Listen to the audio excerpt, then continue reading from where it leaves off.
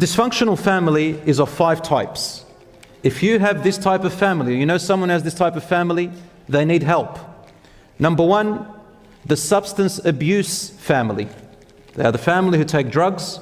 They're the family who are addicted to addictions, alcohol and so on. In fact, alcoholism is the number 1 or the first, one of the highest 5 top causes of domestic violence in the world. Drugs and intoxicants. So substance abuse family is dysfunctional family. The conflict-driven family. What's a conflict-driven family? They fight over everything. When you go into their house, all you hear is screams, shouting, blame, accusations. They slam their doors, for example. They fight over remote control, TV remote control. They fight over an iPad, a laptop, a piece of glass. This is a dysfunctional family, it's a high conflict family. What does a high conflict family breed? It breeds severe mental illnesses in children, and these children grow up not able to hold their own relationships. This is a study. This is great research done in this. Examples are bipolar disorders, borderline personality disorders, histrionic disorders. There are so many disorders that happen as a result of high conflict families. They cannot keep a job, they cannot keep a relationship, they're always paranoid, anxiety. The other family, dysfunctional family, is the violent family.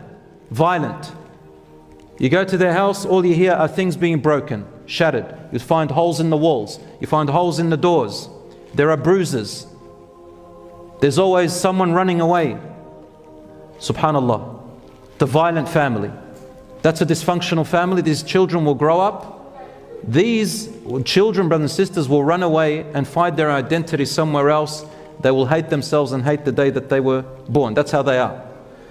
And the other one is the authoritarian family. The family that thinks that the only way to function in a family is as if you've got an authority with only rules. No one, the authority rules, but there's no listening, there's no giving and taking, there's no conversing, there's no laughter, it's just rules. Authoritarian, it's only one-way direction. This is a dysfunctional family even in Islam. And lastly, the emotionally detached family. They're the family who don't have this emotional bond. You find, for example, the father's in the car, or the mother driving to school, driving somewhere. They hardly say a word to each other. If they do, it's all about rules and superficial things. And these types, they got, the majority of the modern day families are, if you go to their houses, this is the emotionally detached family, you'll find mainly 2 types of scenarios, mainly. I'm not saying everybody, but mainly. Number 1, either it is a household where it's always study, study, study and school. They go to school, they come back from school, there's still school at home. Kids can't get any sleep, there's no fun, study, study, study, study night and day. School. So the parent is like a teacher all the time. Or it's a family of just entertainment, neglect.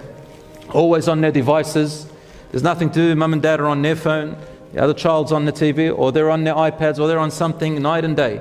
Just entertainment. Go on holidays, come back. Some of them have their argila and shisha in the house. You know what that is, right? Musalsalat after musalsalat, which is like series after series on TV. Sometimes we stay up till 2 a.m. and then we say we've got no time for our kids, we're tired. Brothers and sisters, this is a dysfunctional family. One of the ways to make a functional family is to try and get back to natural human behavior, and that is eat together.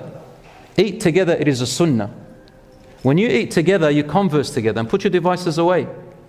Rasul ﷺ said there is blessing in eating together, and it brings you closer.